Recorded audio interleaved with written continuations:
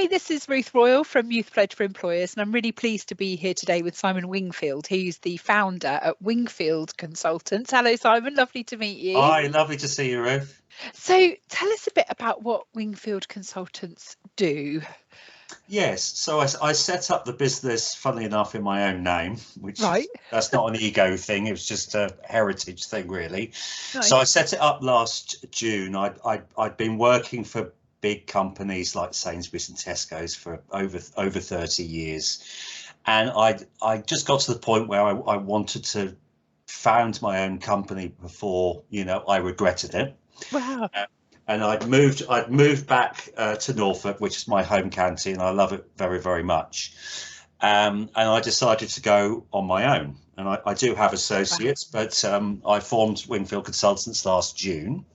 And in answer to your question, what do we do? Well, it's basically split three ways.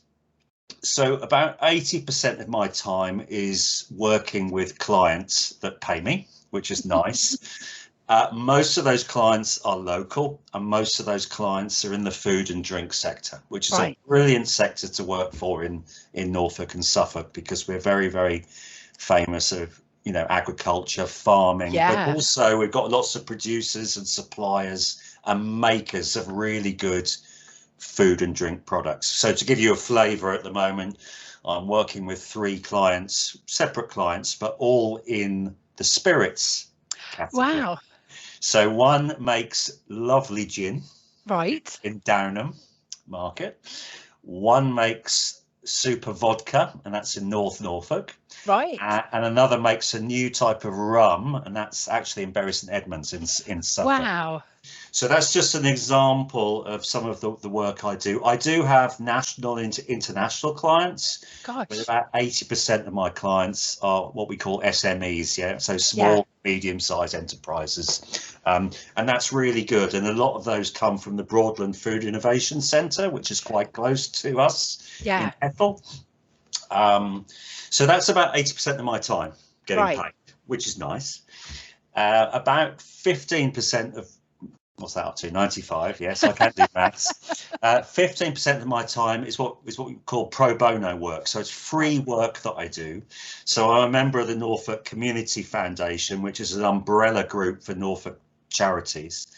And I help some of those charities with their strategic and business plans. All right. So if they've got a problem or they want to put a strategy together, the Pro Help, which is the scheme, ring me up and say, can you give me a help? So I've literally sent on Monday night this week a big strategic plan for the RSPCA, the Royal Society for the Protection of Animals, the East Norfolk branch, which is the smallest branch in Norfolk, but small is lovely. So that's about 15% of my time, which is nice to put something back to Norfolk and the community and the animals in that case. So I do that, and 5% of my time I'm affiliated with the University of East Anglia. Right. So I'm a tutor there, so I lecture sometimes at the Norwich Business School at the UEA, which is great fun. That is paid, but in education poorly, you can imagine. But it's just great to do, and that, again, that's putting something back into the community, because that's an academic community, obviously, in Norwich. So that gives you a flavour. Within supporting businesses, it can be anything. It could be marketing, it could be helping people launch new products, it could be helping people turn around their company if they're struggling, it could be training, it could be all sorts of things, cost reduction, negotiating with their suppliers, but anything really that's going to help the food and drink sector and the suppliers. Oh, that's so interesting. And like the breadth of that as well must make your engagement kind of really interesting with all the different businesses that you work with. I wonder, it's probably really typical to kind of define difficult to define a typical day, but could you talk us through, like, because people are sort of interested in the format of like people's work, what might a day in sort of Simon's work life look like? What might that look like?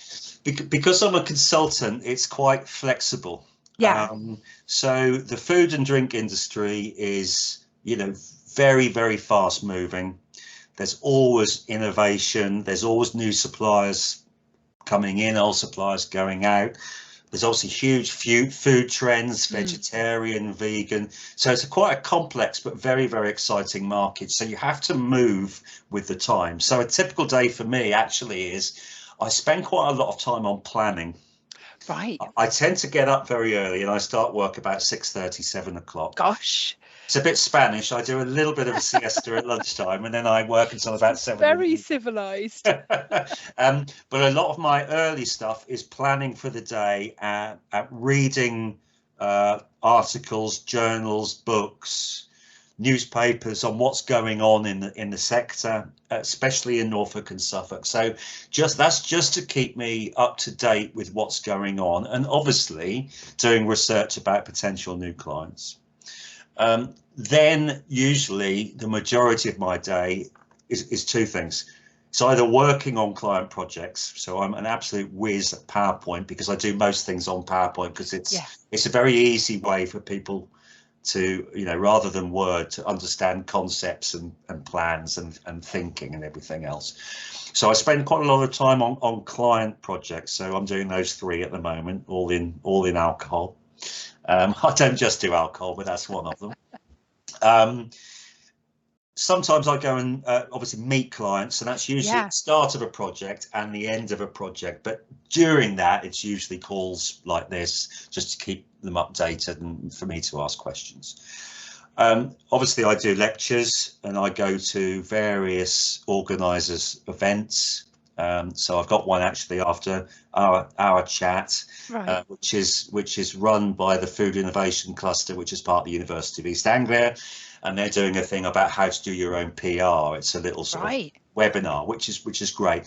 So I think, for me, a lot of it's around, you can never learn enough. So I'm always trying to learn more and improve how I can run the business. And more importantly, actually help the local suppliers and the community. The rest of my day is sometimes pitching for clients. So I'm working for clients, but also I'm looking, obviously, for more. Because the big thing as a consultant, especially in the food and drink industry, is you need to have an income pipeline. Yeah. Because there'll be some months where I'm getting paid, like next month, these 3 client projects come to an end. Thank you very much. Here's the invoices.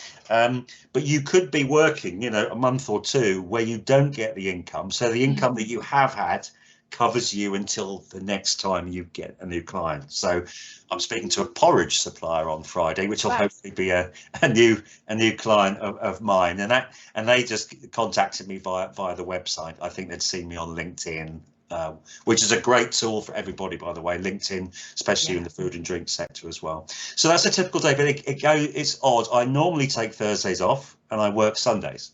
Right. Because I have that flexibility. I'm not in an office. I'm not working for anybody else. As long as I get the work done to the spec, then I'm quite flexible. And that's so it strikes me that kind of in your work as a consultant, you need to be highly organized, you need to be able to plan, you've got great digital skills, you've got good social media marketing skills, really good communication skills, written, verbal as well, and also the fact that you've got extensive experience to draw on to be able to inform the kind of work that you're doing. And that networking piece, it seems to me as well, must be really sort of strong too. Do you think as well that I completely appreciate that the food and drink sector is really diverse, but do you think in that sector that there are kind of underpinning characteristics of kind of, of people that sort of thrive in that type of sector? Do you have people that, I don't know, that's a really good point, because I have worked in other sectors as well, but the majority of my career has been in food and drink. I tend to work with people that have come from another sector and in a permanent job working for another company, and have just thought, I've got this great idea, I've got this great passion, I'm going to go it alone, and I'm going to be an entrepreneur, and I'm going to make my own product and sell it and win awards. I mean, 2 of my 3 spirits guys have won awards recently for their products. So the characteristics, certainly for the SMEs, not the bigger companies, but for the smaller companies, so often family run, family operated, very much within their community, and very much in Norfolk and Suffolk, they want to talk about their roots, where they come from. The ingredients are local, because that's a big thing at the moment, food miles. And when COVID hit, people really went back to shopping local again, and that trend's continued. So, and I think also COVID, I think a lot of people made that decision to move out of the office and actually produce something at home or nearby facility. So actually COVID and the market's changed dramatically in the last sort of three or 4 years, really. But the characteristics are, they're fun. It's great fun to work with SMEs because they're dynamic, and they're really friendly, and they want to learn. They're here as a consultant. I'm there to help them. So they have a need or a problem, and it's my task to give them the tools and the solutions. Whether that's a new product launch, they're losing money, they've got a problem with a supplier. They come to me, and actually they invest in me because they pay me, but the results, what I say to them is, you're investing in me, but you'll get the return because your business will improve. They're sort of investing in themselves as well, aren't they? Right. in terms of that improvement. That's really interesting to sort of hear about that kind of almost like that innovation, and also what we probably think of in a business perspective of disruption of a market, which means, doesn't it, that essentially you see how something is and you think of better ways to do it and do things differently to sort of change it out. It feels like a really sort of exciting space to be in, especially from a sort of entrepreneurial perspective. I think, I'm not plugging the sector, but well, I am, but the food and drink sector in Norfolk and Suffolk is so vibrant at the moment. There's so many people setting up, starting local, going regional, going national, and there's some brilliant brands out there and some fantastic products. And that's such a great thing, such a great thing for young people as well, because in Norfolk and Suffolk we do have a lot of these micro and small and medium-sized enterprises, don't we, Simon? And actually what that gives is a huge variety of things that you can do for jobs locally. Yeah, no, absolutely. I think a lot of people think of Norfolk and Suffolk and Cambridgeshire as a sort of a farming region. And yes, that is true. And farming's changed massively. You've got agri-tech. You've even got space tech coming into agri-tech. I was at a conference a few weeks ago, and 90% of new farm machinery is all done by satellite. I mean, it's absolutely incredible. So technology is moving into farming, but actually the community is not just farming. It's also, as you said, these craft artisans, small suppliers who are using local products and really going for it. So for young people who are interested in the food and drink sector, yes, you classically, you can go and work at a supermarket. I've worked at head offices in supermarkets, but there are many SMEs who are looking for, and I know this because I speak to graduates especially, that are looking for young people to support them, and to come into the businesses as they expand. So I would thoroughly recommend the sector. It is really fun and exciting, and if you get into it like me, you stay in it because it's just lovely to do. And if you were to sort of go back, Simon, probably as a final reflection, if you were to go back and have a conversation with your younger self starting out on your career journey, what bit of careers advice might you give yourself?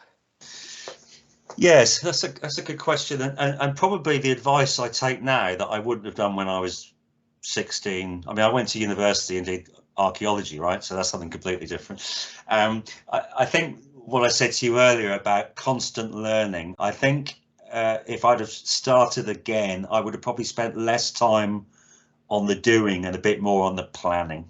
Because actually the more you plan, the less you have to do, because you're just really focused. So a lot of it's around, you have to be really motivated to learn, and then really motivated to then execute it. But I think if I was to answer your question, speak to myself at coming out of university or even at 18, it would be do less, plan more. Oh, I love that. That's a great note to end on. Simon, thank you so much for your time. It's been great to meet you. No, that's great. Thank you, Ruth. Thank you. Cheers. Thank you. Bye-bye.